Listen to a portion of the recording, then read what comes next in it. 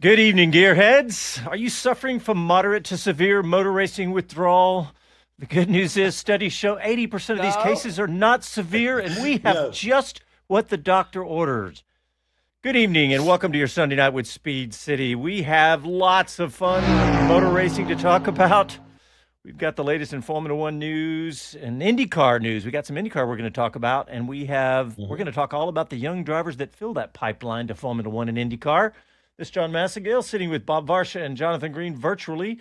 Bob's in Atlanta. Jonathan is down in warm and sunny New Zealand. We'll start with you, Greeny. Are you going to head to the beach after the show? I lied. It's raining, actually. It's still warmer than where you are, but we've got a cold front coming down from the north and a lot of rain tonight. But no beach today. Well, it is freezing in Austin, and it's going to get even colder. And I know it's cold up there in Atlanta too, Bob, right? It is indeed. We're going to have the National Collegiate Championship over at the Mercedes-Benz Arena tomorrow night, and it's going to be miserable all day. Really icy, cold, and possibility of rain, and all the kind of stuff that made a recent Super Bowl here in Atlanta such a nightmare. Well, what are you going to do? Yeah, well, let's talk about some motor racing and try to get everybody warmed up a little bit because it will be a little bit exciting. There's some interesting stuff. We got a great interview that Jonathan got down there because Aussie Supercar champion Will Brown, we got an interview with him. That's really cool because he's down at the Formula Regional Oceania Series down there. And I love that idea. Yeah, and we've got some other interviews from the young drivers down there, but I want to start with Formula One stories. I want to start with a Cadillac story just because there's not that many yet. Hopefully there'll be plenty more as Cadillac approaches Formula One. But the discussion from Toto Wolff talking about $450 million is not enough for Cadillac to pay to join Formula One. I suppose you could make that argument. What do you think, Jonathan? I think it's a load of hogwash. I mean, they do whine, don't they? Only in the last 2 years has this explosion where each franchise, and I'll call it that because that's what they are, has gone up in value. I remember a few years ago when Braun was sold for $1 or £1. I mean, and EJ and Jordan were basically doing garage sales at the end of each season to try to keep the doors open. So yeah, Formula One has changed dramatically, and yes, there's a bit of a point to what he's saying in that it's a dilution of money and we don't know what Cadillac will bring. But really, it's a little bit rich from a part owner of Mercedes and Ineos to say that they don't know what Cadillac can bring to the sport. I mean, does he not follow his own industry? Of course. Yeah. So I find it a bit rich. Yeah, I have to agree with that. Originally it was 200 million, now 450, which I think is adequate.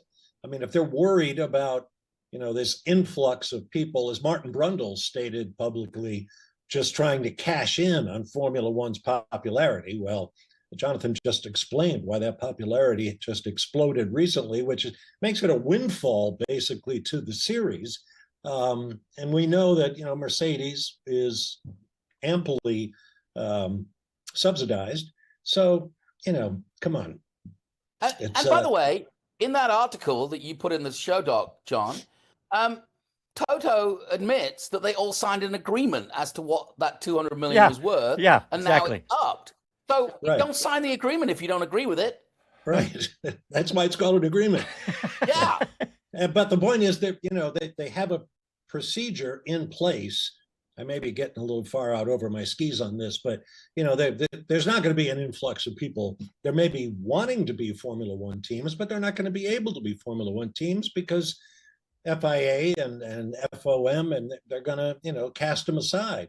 If you want to put up the kind of effort that Cadillac has committed to, paying that 450 million, developing your own engine programs, yada yada yada, going to that kind of an investment extent, have at it. What Toto should be talking about is why he and the other teams have not been in close contact with Cadillac to make sure that the OEMs remain solid for the next 10 years. That's the conversation to be had, which is how do we make sure that we keep Mercedes, we keep Ferrari, we keep Ford, we grow Mhm. Ford's interest, and we keep Honda, because that is how Formula One is going to stay not just popular, but Yeah. robust financially. Right.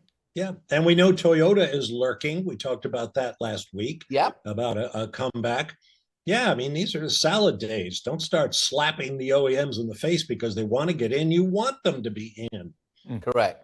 Yeah, and if you're Honda, if you want to make sure that you fail, then go ahead and proceed with that Nissan partnership. Is the way I feel about that. I don't think that's a good idea at all for Honda. I think it's Well, I think it's a disaster. I mean, mainly that maybe just be I'm biased because of my recent experience with Nissan vehicles in my family. So won't be having one anytime soon.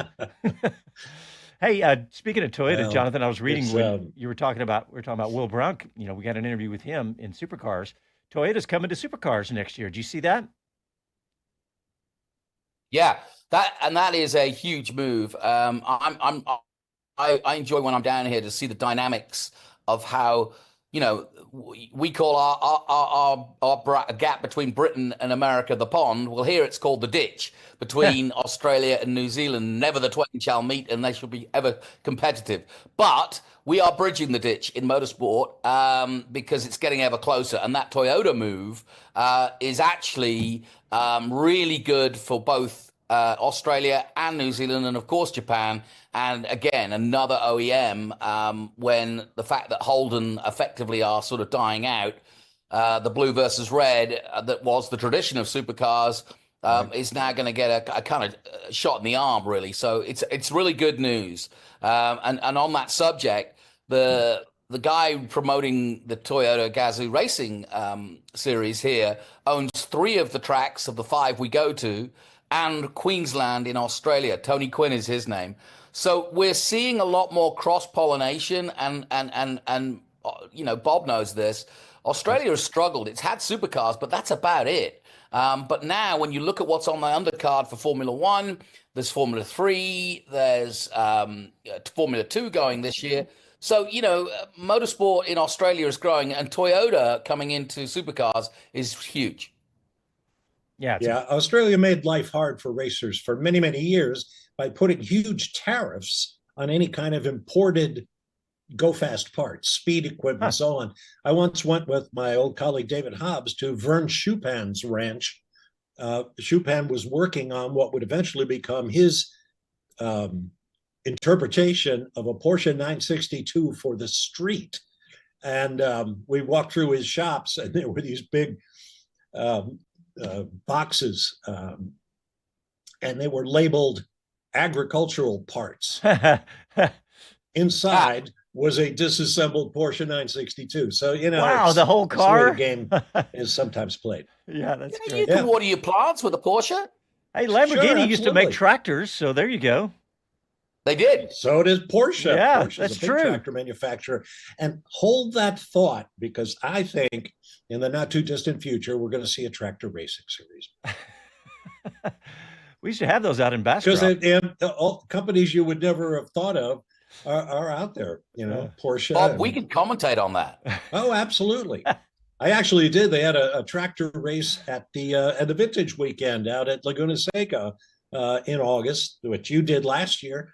And they brought a whole bunch of people together and had these vintage tractors from Porsche and other makers, International, Kubota, Lamborghini, and so on. And it was boring.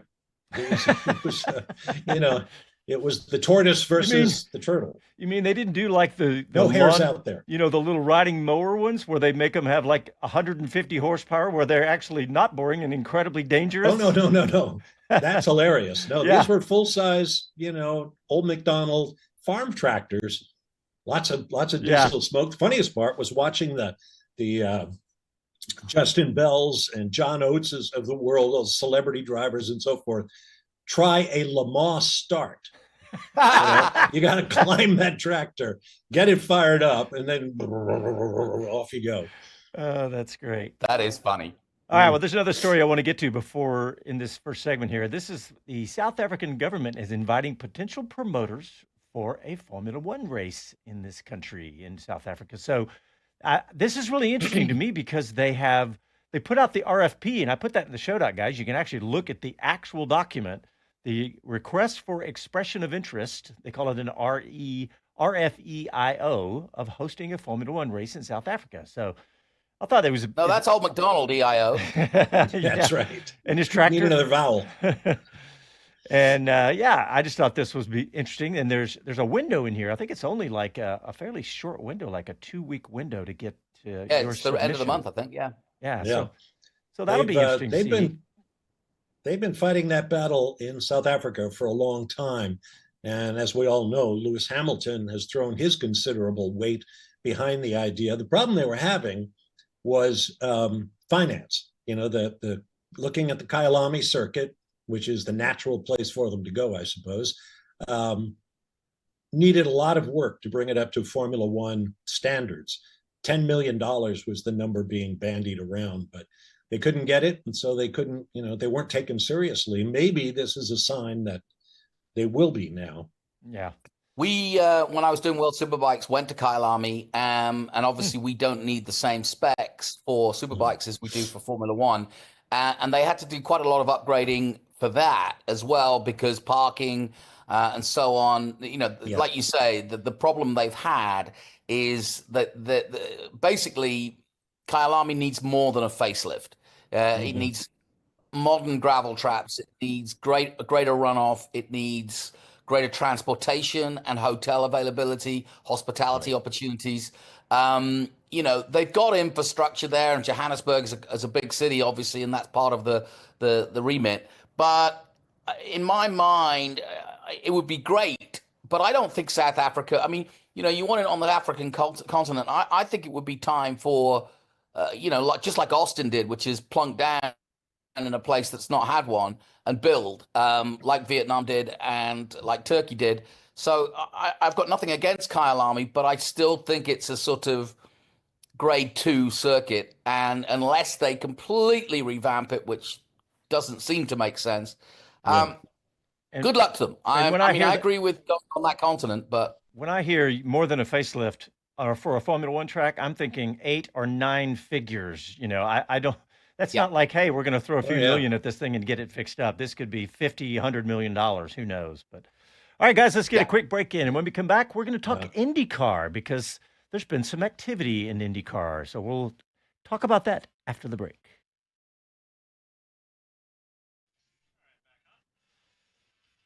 Hey, I have a break topic for you guys. I've reached an epiphany about all the insane robo-taxis here in Austin. Jonathan, as you know, I battle downtown every single weekday, right? And I come straight through the heart of the city to downtown. And I actually love all of these robo-taxis. And you're like, what? I don't want any part of them. I don't want to take them. But what I like about them is they're polite. And I can. That is not how we do things in the city of Austin. I can maybe. I can cut them off a little bit. You could bully them. Huh? Exactly. I can go exactly, and I don't worry about insulting someone or whatever. It's actually a fantastic thing, and I can't tell you how many there are, Bob. I mean, on my way home every single night, I probably see 6 or 7, maybe more. So on a Bob, 15 what he's minute. really saying is that unlike his wife, me, you, everybody else, the bot will not interrupt him when he's on a good story. Exactly. Yeah, they all come out of that huge Tesla factory you've got down there, like fighter jets. All right, coming back. Star Wars Imperial Cruise.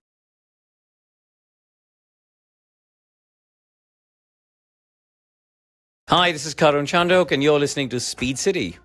Welcome back to the fastest hour in radio, Speed City. All right, welcome back. We're going to talk IndyCar as promised. And the big news that came out was that the Fox Sports team, which was announced earlier that they were going to be taking over IndyCar this year, they announced their inaugural broadcast crew. And so that was big news. And of course, it included Will Buxton, Townsend Bell, and James Hinchcliffe.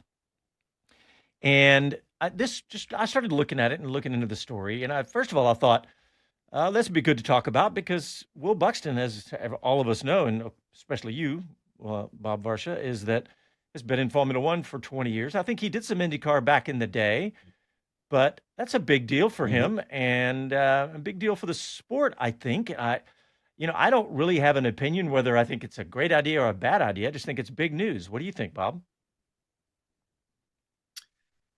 Well, a lot for the caveat that I'm kind of biased because I lobbied like hell for that gig, but Will got it, and good luck to him. I'm sure he'll do a fine job. It's a bit of a mystery, given his background and nationality and so forth, why IndyCar would want another British accent up there, but it's the way of the world right now. So I wish him the best. I was also interested to see that the folks at F1 TV, for whom he has worked up to this point in recent years, are keeping the door open for him to come back after the IndyCar season ends August 21st, I think. So yeah, it's great. It's great for Townsend Bell, who lost a couple of homes he owned in the Malibu area out of California. Fortunately, if my information is correct, his personal home where he lives with his wife and kids is safe for the moment. As Tommy Kendall told me, who lives in Santa Monica, he says, we're okay for now, but we'll see what happens. So anyway, we know Townsend knows his stuff. James Hinchcliffe is terrific, and will be terrific too. Be interesting to see now who they're going to put in the pit lane. Yeah, and Jonathan, look, the good thing is about this Fox deal is that all the races are going to be on Fox's main channel and its app, which, of course, NBC didn't do that. They split it across their main network and some smaller, like Peacock and stuff like that. So I think that is clearly a good thing. I think there's no way that's a negative. What do you think about that and the Buxton deal? Yeah, I mean, I think it's great for Fox, and Bob and I both know the folks there, and they needed this. To be honest, they needed a good motorsport fill up because they haven't had it for a while. They've got some great content anyway, but they were weak on motorsport in the new era, as it were, and it won't be a battle against NBC as it is kind of with NASCAR. So yeah, I'm happy for Fox and all the people I know there, and I know that they'll do innovative, good stuff. They'll use the latest drones, the latest cameras. We've already heard that. So I'm excited for that side of it. As for Will, I see it two ways. Go ahead, Greeny. I'm sorry. Say again? I was talking to Casey. As for Will, I think I wouldn't say I felt this way when I was at Sky. There are times when you get in your career that you feel like you've given your all to a subject, and there's not much more you can do except do the same thing again. And I do think, to a certain extent, Will, he's done commentary, he's done pit lane, he's done F1 TV, he's done podcasts, he's done a lot with Formula One. He's well known. And I think that, like you said, it's a sliding door. An opportunity like this comes, and it's very hard not to accept. He's bound to have earned more money from it. And the truth is, Fox needed a touch of Formula One to push them over the edge with an interest. Will Buxton has the attention of Formula One fans in America because he's on their screen every week. If he's at Indy, they're going to say, oh, I'm going to get back into watching Indy. He's already been working with Hinchcliffe. It's a natural thing. Hinchcliffe does both too. So in that respect, it's a great career move by Will Buxton. And, I hope they make more moves that are a little bit more unobvious, if that's the right word, because I think they need to. Indy needs a fresh look.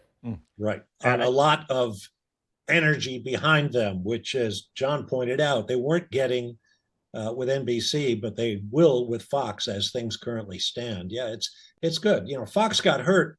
They lost a lot of NASCAR programming under the new NASCAR deal. Yeah, that's a lot of ad money. That's a lot of, and frankly, got some noses out of joint. You aren't going to see any NASCAR shoulder programming on Fox Sports 1, which was my old friend Adam Alexander was hosting. Yeah, Race Hub. Yeah, nightly basis. Race Hub.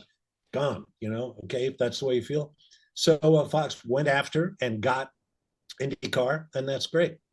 Well, there's a couple of things that Fox is doing. More on IndyCar wanting to change.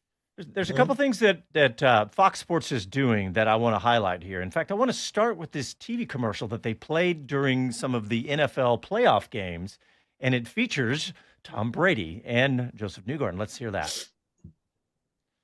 So Casey's getting that ready, but this is a fascinating thing because it's, Tom Brady, huge name in NFL, and all right, well, let's watch this now. We got it now. This is Joseph Newgarden. Joseph was conceived to win races. Stopped drinking milk at 2, picked it back up at 32. Good for strong bones. Tell that to his clavicle. Joseph's like an action hero who wins even when he loses. This is his wife, his Tuesdays, his hand-eye coordination. He might have the greatest jawline in sports. He's not that handsome. He even wrote a children's book about winning. America loved it. Joseph loves the smell of unleaded gasoline. He hates imperfection. He doesn't believe in magic, but on Sundays, Joseph flies. This is Joseph Newgarden. Welcome to the fastest racing on earth. So I Very good. Yeah, very well done. And I missed the mention about the push-to-pass software bit. That was in there, wasn't it? You know what, Bob? St. Petersburg I hate to last admit year. it. That is all that's the first thing I think of when I see Joseph Newgarden now. That's me. I'm sorry, but that's just Talk about dodging a bullet. If Trump did it, Newgarden did it last year. Yeah. Well, it could have gone. That could have ruined his career. Oh, absolutely. I mean, it should have been Cindric who took the blame for that. But in the end, like you say, we all remember Joseph Newgarden put on the spot for that. And I thought that was a little unfair, to be honest. I don't. Yeah, hopefully it solidifies his employment at Penske Racing for a long time into the future. I don't, Jonathan. I think that the reason you Indy. say that is you say Herta should have taken the fall for that. But no, Newgarden shouldn't have come out and said that. He should have just left it alone or something because he I agree. I don't. Everybody I've spoken to in IndyCar, and I won't say who they are, has said, of course, when you've got a push to pass, you don't hit it mistaken. Yeah. Sorry. Right. Hey, I want to play another TV spot. Actually, it's not a TV spot. It's just a X video because it's all the drivers talking about all this new effort by Fox Sports. And yes, they're biased. And of course, they're going to be positive about it. But there's a few in there that I really want to talk about. So let's, Casey, if you got that one ready to go, let's play that. Man, the fact that Tom Brady's in our commercial was pretty stout. I'm not going to lie. I think what Fox and IndyCar are doing is freaking phenomenal. We are seeing a network utilize their platform to truly help our sport. I think this is what the series needed, and it's great to have Fox. And I think with everything that Fox is doing, it's incredible. I'm just excited to see what they come up with during the year. Like, they really seem to be, first of all, on it. And secondly, they know what works. I think we should all feel very blessed that Fox, came in and took a leap of faith on the sport. And hopefully we reward them with great, action on the track. I don't think any of us could be more excited and thankful for what they've done and can't wait to see what they do in the future. They're wanting to make this bigger and better, which is what you really want from partners. And I think that's going to be probably one of the best decisions IndyCar has ever done. The fact that Fox is taking this on and is doing what even their set here today with all the tracks, the time and effort and money that they're putting into this is incredible for the series, for the sport, for us as drivers. It's going to build our brands. It's going to make us known and hopefully back to that level to where we can compete with Formula One and NASCAR on a weekend basis for viewership and audience. Yeah, just hope they can blow this thing up, man, and be great for everyone. They've done a phenomenal job to connect the dots. Reality is, there's been a hell of a lot of people talking about it, and that's what we need. What do you think, Jonathan? I think those boys have just laid it out. Look at the words used: need, blessed, just what we wanted. They're in a mess. Read between the lines there. Every one of those drivers is aware that Indy is below both Formula One and NASCAR in this country. And you can scratch your head because those personalities you just saw are not below Formula One and NASCAR. They are superstars in their own right, but they're not getting the love that Formula One specifically, not so much as NASCAR. NASCAR's always been, it's heavy base, NASCAR, and it's done a good job of transforming itself post-pandemic and during the pandemic. But they blessed, need, blow it up. That they are not desperate. That's not the right word, but they know they're in a ditch. They know they're in a hole, and they know they need to do something big. And Fox, they are hoping, is going to be that need. I would caution that there is a possibility of so much pressure to excel at what you just talked about, Jonathan, and to succeed that there's a chance you can overstep that kind of energy and enthusiasm and wow, this is the greatest thing and yada, yada, yada. You can lose credibility if you overstep that line. And I know Jonathan knows what I'm talking about. John, you do too. And the fans do. Yeah, the people will sniff that out. I mean, let's face it, they're not. Yeah. If you underestimate your audience, you will do that at your peril. And the one that jumps out at me always is Pato O'Ward. You talk about somebody who's brutally honest. He has been brutally honest with his own sport, and with him saying that, I literally, my eyebrows raised when I saw him, getting that excited about it. Okay, I was like, okay, I really have a lot of belief in him. And that he's telling the truth. He's a good example. He's a good example. Look at. I would argue that he is probably one of the greatest personalities in our sport right now across the world. Right. But it takes him to go to Mexico and Formula One for Indy to wake up and go, oh heck, why aren't we racing in Mexico? Yeah, exactly. Got Palou, we've got Pato O'Ward, and there's young kids coming through. This is where Indy has kind of dropped the ball a bit. They need to expand. They need to expand quickly. Yeah, and also, there's an interesting. Go ahead, John. I was just saying, Fox has done something really great. All those interviews that the IndyCar team has always done, and we get access to them, and they put them up on video. They put them all out on YouTube now. They put every single one of them. And by the way, the one that had the most views, Pato O'Ward. Sure. Yeah, people recognize that. I mean, he's a very genuine guy. He is very enthusiastic. I worked for Fox Sports for 17 years. I know what they're capable of, and it's pretty awesome. But again, you're trying to climb up past NASCAR. They're going to have to be patient, I guess, is what I'm getting at. Yeah, and they also have to be upfront. The talk was, Formula One's boring because Red Bull wins all the races. Well, you take a look at IndyCar, and if you're not a Penske or a Ganassi, maybe a McLaren, maybe an Andretti driver, it's an uphill slog to win a race. But hopefully that'll change. They'll upgrade the car and the equipment. They've been driving this chassis for what, 8 years or something like that. They need to freshen up the show and can't not rely on Fox to do it for them. You can only do so much with the TV and the commentary and all that kind of stuff, all the bells and whistles. You got to upgrade your show. Yeah, and I'm not sure that hybrid was the right thing. I agree totally with. Yeah. I agree with what Bob's saying. They do need to upgrade the show. There's been talk of a new OEM. We were talking about Toyota coming into supercars. Well, that's what IndyCar needs. It needs a third OEM, and it needs to be Toyota, to be honest. And I think that's going to be a major factor. They do need a new chassis, a lighter chassis, and they need a more modern-looking car, not like a Formula E, but more like a Formula One car spec, I think. But that's technical. I think more importantly, they need to take the show on the road like they used to. They need to be on the Gold Coast in Australia. They need to be in Japan. They need to maybe take it to somewhere in Europe, just as the NFL has. That is a huge success story. And now basketball are picking up on it. And golf have already up the game. Look what this indoor thing is doing now for golf. Liv has suddenly gone into the second draw, and now we're talking about indoor golf, which is working. So every big sport has to really take a close look in the mirror and go, how can we revamp this. Fox is only, I would say, a fifth or 2/5 of where Indy, Mark Miles, Doug Bowles, Roger Penske all need to be thinking.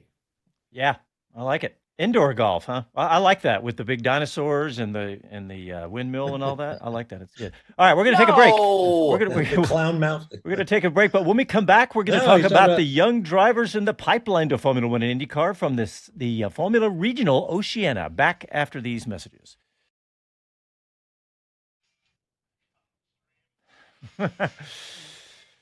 Kevin Kelly, Andy P, Bill Ricker. He's here on time. What are you doing here, Bill? On time, man. We got Stuart by Coles. Hi, Stuart. Nice to see you. Kevin Kelly says he'd like to see Mark Priestley and Shea Adam. Okay, yeah, because they both. Well, Shea Adam announced she's not going to be with IMSA. Saw that. By the way, boys, Bob. You don't know this, but Jonathan does. I'm going to be in Daytona next weekend. Going to fly out Friday. And are you? Yes, I am. And my son's racing. What are you going to do there? Well, my son's racing, and I have a business meeting or two. So, yes, it will be very exciting. Where are you staying? I'm staying at a rating on online. It's like a 9 out of 10, but it's a motel. Yeah, that's cool.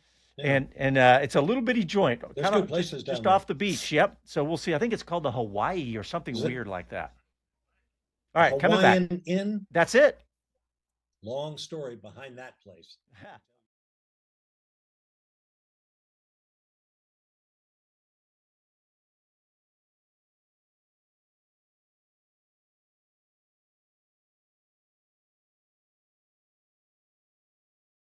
Hi guys, this is Pierre Gasly and you're listening to Speed City. Welcome back to the fastest hour in radio, Speed City.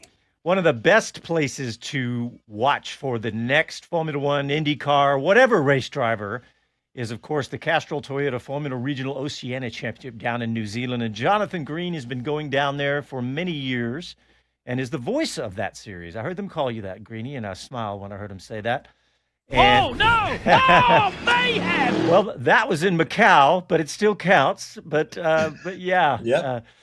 But Jonathan, this is it's going great. And you said when you first got down there, you said there's a young man by the name of Arvind Lindblad, and we had him on the show last weekend, and you said he's the favorite. Well, he is truly proving that out, isn't he? Yeah, we've had 6 races and he hasn't been off the podium, and he's won 3 of them. Yeah. So yeah, but at first I was kind of when I first heard the announcement of who was going, I was like, oh great, it's going to be really competitive. And then Lindblad was announced last minute, and I was like, this guy is so far ahead in his career, and he's literally said, almost sounds arrogant that he's come here to get super license points, but that literally is why he's here. We have worked out that his F3, he won Macau, he's won in F4, he's on his way to F2 with Campos next season. So he's already on a fast path to Formula One. We reckon he's got 28 points. If he finishes in the first 3 in the next 2 weeks, and that's the beauty of this series, if he finishes in the next in the top 3, he's going to have 40 points going into the 25 season, and he won't be old enough to do Friday practices because he's 17. Yeah, but if Hadjar or something goes wrong at Red Bull, he'll be ready and he will have the points. And I reckon they would give him a dispensation to drive, because they did it with Antonelli and they did it with Verstappen. And it seems that obviously the pot at F2 is brewing nicely for those coming in. And if we're talking about Colapinto getting 20 million not to drive from Flavio, then that's how hot these kids are. And he's leading the championship at the moment with 164 points. Yeah, he's obviously the real deal. And as they used to say about Bear Bryant in Alabama football, all they do is reload from year to year. And this Lindblad guy was grabbed quickly by Red Bull, and he's obviously a force. Yeah. And I think Helmut Marko realizes that they've had a public embarrassment in the last year, frankly. De Vries was a mistake. They found themselves not knowing what to do with Perez. They re-signed him. They shouldn't have done. Lawson, is a bit of a gamble, but I don't personally think it's a gamble. I think he'll do well, and he's the right choice. But, in terms of being ready, I did a count this weekend. Red Bull have 15 junior drivers as well as the 4 drivers they currently have in the car. But none of those 15 drivers, including Lindblad, has the, actually one of them does, the Japanese Isawa from Super Formula, but he's not going well in that. So they need Lindblad to come back in February, ready to go, on standby, with the suit on, if anything goes wrong. All right, well, let's hear from Arvid Lindblad right after this round 2. Arvid, well done. You're starting to pick up the silverware here, some great trophies, and you're focused on the races, but we're focused on the history, because 20 years now, and you are making a name for yourself here in New Zealand. Yeah, it's going well so far. Obviously, I have to be very thankful to the team. They've given me a really, really good car the last couple of weeks. We started the championship strong, and I'm really excited for the upcoming rounds to try to keep this momentum going. Lap record, you beat Roman Belinsky's lap record, I think it was, from last year, but you smashed it, over half a second. Were you feeling like it was a fast pace? I think the pace was quite fast. Obviously, I was able to pull away a bit today, so the speed was strong. I think I've been lucky that the track's in a bit better condition than it was last year, so that always helps out. But no, I'm not complaining. Obviously, very happy to break the lap record. Enjoying your time here so far? Yeah, definitely. Well done. Thank you.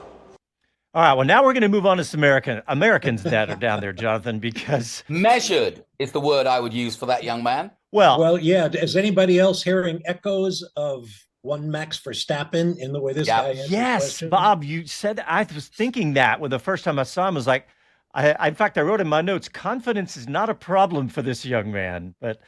there's an interview on YouTube, on Speed City's YouTube and my YouTube, where I go into a longer interview, and I said, how many super licenses points have you got? Oh, I don't know. I just care about racing. That's so Max. Yeah. And he also says, I said, what are your hobbies outside of racing? He says, don't really have any. I'm focused on the racing. Yeah. Yeah, that video's had like 5,000 views, by the way, on our YouTube channel, if anybody wants to go check that out. But I want to move on to the Americans, Jonathan, because we have several Americans down there, and you caught up with a couple of those. You want to introduce this jet bowling video, this clip? Yes. The big news around Jet Bowling, who was third in the FR Championship in America last year, and actually this is his second run at the Toyota Series. Last year he got most improved. He's only a kid of 19. He hasn't been racing long. He's not one of these guys that stepped into a kart at 4. He picked up karting like at 16, 17. So this is only He's still learning. And so it's a real baptism of fire, and in that baptism, he's done Freca, he's done the Macau Grand Prix, he's done a season in Toyota, and he's probably going back to do, he is going back to do the FR America season, and he'll be one of the favorites to win that title won by Woods Toth last year. He's having a real torrid time of it, I have to be honest. His best result so far in the 6 races has been 11th, so he's a bit down in the dumps, but honestly, the level of competition has just risen from last year. He's not, he's racing better than he was last year. And the other big part of it is he and his teammate, Nicholas Stati, who's an Australian, are both representing, if you will, the Ganassi partnership with Kiwi Motorsport, the most successful team in American Junior Series. And so it's a big step for Chip Ganassi to be part of international racing in single-seaters, because it's a bit of a first. So Chip is definitely keeping an eye on what we're doing down here, and he's keeping an eye on his drivers, and he's keeping an eye on Kiwi Motorsport to inform him when they feel that they've got somebody worthy of putting into Indy Next program and possibly on the road to Indy. And that's what Lindblad is doing with Red Bull, and Chip is now trying to get on the same bandwagon. All right, well, let's play that clip from Jet Jet Bowling. Bowling, we're 2 rounds in, Hampton's in the books. I know it's not going as well as you would expect. What do you think you can put that down to? Yeah, I think the main struggle has just been qualifying in single lap pace. The race pace has been there pretty much throughout the series. It's just disappointing to qualify, so far back, and then it's hard to pass, obviously, in these cars at these circuits. So, Yeah, that's the main problem. Just one lap pace in qualifying, trying to get the new tire to work for me. With the longer format, we got to see some of your racing. You were up against Monteiro and Stati for a while. Finally, Monteiro getting by you. It was a good battle. Yeah, it was good. It's been good. It's been good battles, which is always fun to have. And, it's nice not to just be, alone throughout the races. So yeah, it's been good battles, and it's been respectful from all sides. I'm surprised, and it seems like the rest of the field is surprised at just how competitive this year. You're in a better position, given that you've done last year and now this year. It just feels like the level's gone up. Yeah, it's a bit obviously disappointing from like a positions perspective, but it's obviously a nice thing from just learning and progressing, because it's so tight within the top 13, where last year it was the top 5. So yeah, it sucks with the positions, but it's nice to know that it's a tough field, and that I'm getting better each session. Some time off before Manfield, bit of relaxing maybe. What have you planned? Going to Auckland tonight? Yeah, we're going to Auckland. I don't know, it's supposed to rain a lot, so it kind of limits the outdoor activities, but we're going to make do. I don't know. Manfield's next. Do you like it? Yeah, it's a good track. It's I guess it's one of the more simple ones here, and it's so the times are going to be tight. I can already tell. I wouldn't be surprised the whole field was within less than a second. So it'll be tough, but I'm looking forward to it. That was one of my better tracks last year. So yeah. We know you're a Texan, and we know you're representing. So true gear for next week. Thank you. Thanks, man. That's too bad he's having a rough time of it down there, but I think, like you said, the competition is the big thing, huh? Yeah, and the guy we had on last week, Nikita Johnson, he's also staying at the hotel. I just spoke to him. And because Will Brown has gone back to Australia, and just to explain that, Will Brown, yes, he's the supercar champion, but he's actually taking part in a Ferrari in the 12 Hours of Bathurst. So that's why he's left this week. He'll be back for the Grand Prix, and he's bringing his teammate with him, which is kind of cool. But that moves Nikita Johnson into third in the championship. And I reckon the 16-year-old that you met last weekend has probably got the best chance of going up against Lindblad wheel to wheel. Yeah. And let's look at those standings again, Jonathan, because I was looking at where the Americans are, where they all end up there. And yeah, you've got Pearson in fourth, Nikita in third. Schooler is the one that's surprising everybody, and I've got a long-form interview with him scheduled tomorrow, so we'll see that on YouTube. Then the next one is Sean Rashid. He's in the top 10.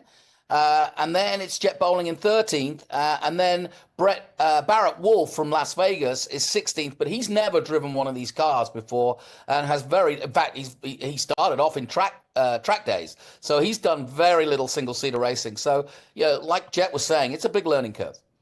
All right, well, let's go ahead and take a break. And when we come back, we are going to have that interview that you just talked about, that you alluded to, with Will Brown, the 2024 champion of the Aussie Supercar Series. And back after these messages.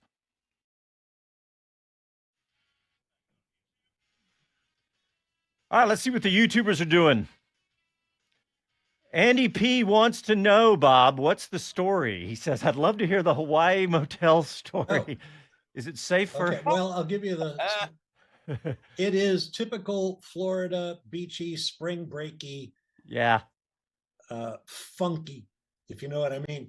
But I mean, David Lynch could do a movie on it. There you go. It has the Hawaiian theme. The bar and eating area is called the Tiki Lounge.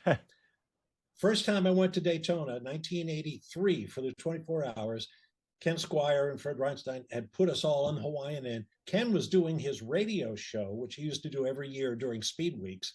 And that was where David Hobbs basically got the job on CBS after Graham Hill was so tragically killed. David, who had the worst possible interview with the guys from CBS, went on Ken's show. And we all know David can be just hilarious. All right, Bob. And he came back, and one of the CBS guys' wife said, "You should be on television." And David said, "Tell your husband."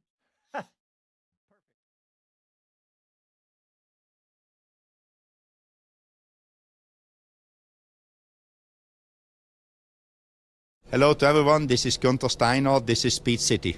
Welcome back to the fastest hour in radio, Speed City. All right, welcome back. I promised an interview with the current champion of the Aussie Supercar Series, and we have that now. And this gentleman by the name of Will Brown, young and up and comer in the Formula Regional Series. I say that jokingly because He's obviously a champion in another series. And Jonathan, he's done the Toyota series before, hasn't he? No, he has not. Oh. He's done some single seaters before. He did F4. He was an Australian F4 champion. So he's done single seaters before, but he's spent the last 8 years, he's only 26, driving these tin tops. So to put his reputation on the line like this and you know, come into an up and coming, you know, series like this. But as you'll see, we're on bean bags, we're laid back, and he's laid back. So that's how we go. That's how we roll. All right, let's hear from Will Brown. Well, we decided to go cash with the supercar champ, Will Brown, and just you're about to head out back home. We'll talk about that in a moment. But first of all, sum up your first 2 rounds. I know you've got one more race today, but you look like you've enjoyed this. Yeah, I have enjoyed it. It's been super competitive, to be honest. I was hoping I could get a couple of podiums, which I have, but hasn't been easy. You know, Arvid's done a fantastic job, obviously. You know, he's extremely good driver, and I wanted to compare myself against someone like that. So he's given me a bit of a flogging, but it's still been good to be there or thereabouts. So I've enjoyed getting back in an open wheeler. I go back and race the 12-hour, and then I'm looking forward to coming back over and racing the last round at Highlands for the Grand Prix. Well, talk to us about that. Obviously, here in America, we're focusing on Daytona, but Bathurst is big time. 12 hours of Bathurst. Who are you racing for? What are you going to do? And obviously, you've got a bit of a jump on them because you've been in the car. Yeah, Bathurst 12 hours massive over here. Yeah, I'm racing for Arise Racing, which is in the Ferrari 296, I think it is, the new Ferrari GT3 car. I'm looking forward to getting in that. And who's your teammate? Chaz Mostert and Daniel Serra. Oh, well, so you're in good space. Yeah, in good space. I'll be the lunchtime driver. What do you think of the 12 hours of Bathurst? It's got such a storied history. Yeah, it's an amazing event, the 12-hour Bathurst. I think, you know, it's just a cool event. Any race that you can win around that circuit is amazing. So everyone wants to try and win the 1,000 and the 12-hour. Not many people have done it, but it's always a goal. We said in the press conference last night, or you said that, you know, now you've done a bit of single-seaters, you're going to head back to Australia, and they're all going to be asking you at Bathurst, so, where are you, what are you going to tell them? Yeah, I guess there's always something you can learn, and yeah, I'm not sure exactly what I'll tell them. I've enjoyed my time here, enjoyed trying to get back into an open wheeler. The racing's been tough, but yeah, it's been interesting for me. Yeah, and I think it also does. It means that you've scratched the itch a little bit and proved against Lindblad and others that you have what it takes to be a single-seater driver if you chose to go that direction. Yeah, it seems like a hard direction to make it full-time, you know, career out of. So, yeah, I sort of just wanted to jump back in, see if I am competitive in a single-seater, and then, you know, see what happens from there. And finally, just sum up, obviously, what has been a fantastic season for you in supercars. Still loving it? Yeah, loving it. Supercars amazing. The racing's awesome. You know, I do like racing open wheeler, but we can run into each other in supercars and biff and badge, and you come out the other side. So it's a cool category for that. Last question. Rumour has it you might bring your teammate back with you. Any? Yeah, I've heard the rumours. He hasn't let too much fly to me, but I've heard he might be coming out for the Grand Prix. So we'll see if that comes off. That'd be great. We'll see you back at Highlands then. At least you. Cheers. Thank you. I don't care. Champion of whatever series, to step into this, and he's had, what, 3 podiums, I think, right, Greenie? Yeah. He's been hugely competitive. It's crazy. And power too. Yeah. I mean, you know, he was holding back his cards a little bit. Look what McLaughlin has done. You know, and he was going toe-to-toe with McLaughlin for the last 5 years before McLaughlin jumped ship and came over to do IndyCar. So, you know, at 26, there's no reason why he couldn't come and do IndyCar. I really do believe that. Oh, that'd be amazing. By the way, I couldn't help but think about when supercars came to COTA. That's probably well, that's the only time I've ridden in a full-on proper race car as a passenger, because I got to go around COTA, the short track of COTA, actually, as a passenger. They dropped a seat in one of those for that weekend. That was amazing. If you don't know that series, man, go check it out because it's fun. It's kind of like a cross between NASCAR and maybe GTs or something, but it's really cool. Hey, Jonathan, we got enough time. I want to play one more. We got the other American. I say one other American here, Josh Pearson. We have the interview you did with him. You want to set that up for us? Yeah, he's a hot shoe, no question about it. Youngest ever to compete at Le Mans, and didn't just compete at Le Mans. He competed with the likes of Oliver Jarvis and Tom Blomqvist. And Bob knows that those are 2 handy IMSA drivers. And he was the youngest ever competitor. He's 18 now. He's from Oregon. He's about to go back into Indy next for his second season. He's an Ed Carpenter development driver, and he got third place on Sunday. And I spoke to him straight afterwards. So, all right, hold on. Casey's going to get this ready for us because there's something at the beginning of that video that we need to cut out real quick. But he's gone fishing today. Well, there's plenty of that done down there, I'm sure. No, he's going south, so hopefully he won't have the rain. But he's driving to the next event. So, yeah. All right, here we go. Let's hear from Josh Pearson. Well, Josh, well done. A great appearance again on the podium, and you're flying the flag for America, and you're still very much in the hunt. Yeah, great weekend for us. You know, the MTech guys did a great job. Our car was really fast all weekend, so I wish we could have had more for them, but Arvid was really strong, so, you know, credit to those guys. They also did a great job. But, yeah, we definitely had a strong car, and, yeah, still finding pace every weekend and getting quicker every time on track. Who's going to solve the problem of how to overtake in these cars? Because the aero wash is a factor, and you're all equally yoked, both professionally and with the cars. You thought you had it tapped, but then you found yourself on your own. Yeah, we definitely tuned a bit more to be running in the aero wash, so the car got quite loose. Yeah, just unfortunately ended up on my own, so a little bit of a strange situation. But yeah, you know, we'll figure it out. I think this track with so many long duration corners is pretty unique for that in the aero wash. So. It was kind of a unique challenge, but we'll see how bad it is at some of the other tracks. So you never know when you show up to these places, especially for me when I haven't been in the car at that circuit. So yeah, maybe it'll be better at some of the other tracks, but if it's not, then it's something we'll just have to work around. And for your fans back home in America, you need to explain, you know, you don't do starting starts, you do rolling starts. So that's been a learning curve. Yeah, standing starts has been a bit interesting. You know, I'm used to being very, very kind with clutches, especially just because, you know, the mechanics and my guys back home, I always want to make sure that the clutch, especially in Indy Next, you know, we don't really need to do hot stops. So I always want to make sure that the clutch isn't too worn so that they have a little bit of an easier time at the end of the weekend. But yeah, here obviously it's just about dropping the clutch and really letting the car go. And that's not something I'm used to. So that's been a bit of a learning curve, especially on older tires. It's really easy to drop the clutch on certain surfaces like at Taupo and gain a lot of wheel spin. So, but I've been getting better. I think the last couple of starts have been much, much better. So definitely improving. And let's remind people that's exactly where you're going for this season. Indy Next, and of course St. Pete coming quickly. But this is the perfect way to prepare, right?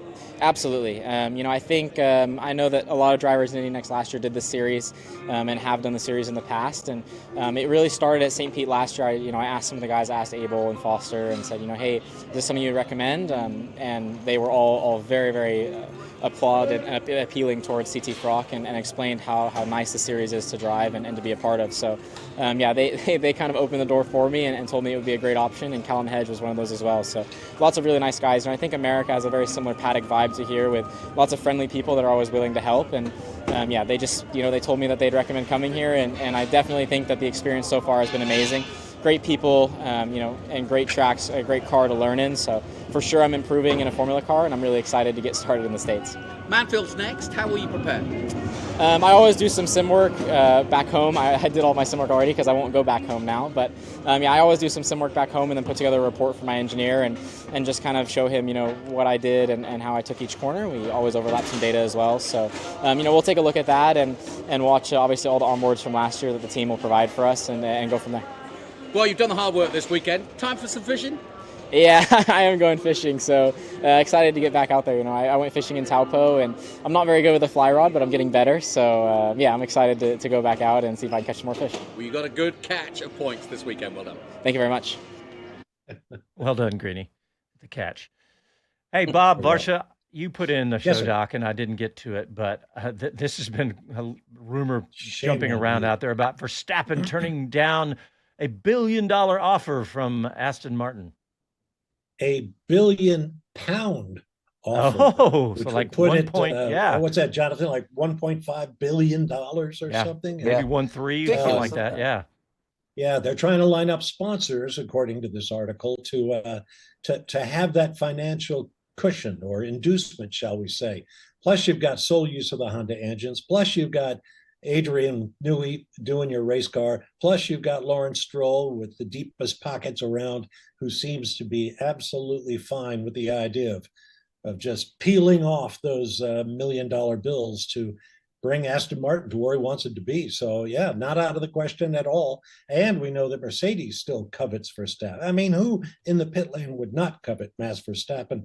The difference is who has the capability of attracting Max Verstappen. Right now, it looks like Aston Martin has a pretty good iron in that fire. Google says Lawrence Stroll is worth 3.8. So why not? Peel off 25%, 30% of your net worth and get Max Verstappen. Well, that's why he's talking to sponsors. He doesn't want to pay that. Yeah, he's going to make them pay it. All right, we've got about a minute left. Jonathan, what's next for Castrol Toyota Formula Regional Oceania Championship? Well done. You got it right first time. Nicely done. We're going to a place called Mansfield, which is the home of Toyota in Palmerston North. So it's to their HQ. And this is the circuit to Chris Amon. And Nice. Bob will know exactly who that is. One of the greats from the 66 winner of Le Mans. Sadly passed away now, but a great motor racing driver, one of the greats that never won a Formula One race. It's an interesting track, and of course for Nikita Johnson and for Pearson, and all the guys we've spoken to, they've never seen the place, and it's tricky. It's heavily cambered. It's going to be worth watching. It's on YouTube and it's on Stuff New Zealand. It's called. So check it out. All right, we're out of time. Thanks everybody for tuning in, and we'll talk to you next Sunday. Thanks, Bob. Thanks, Johnny.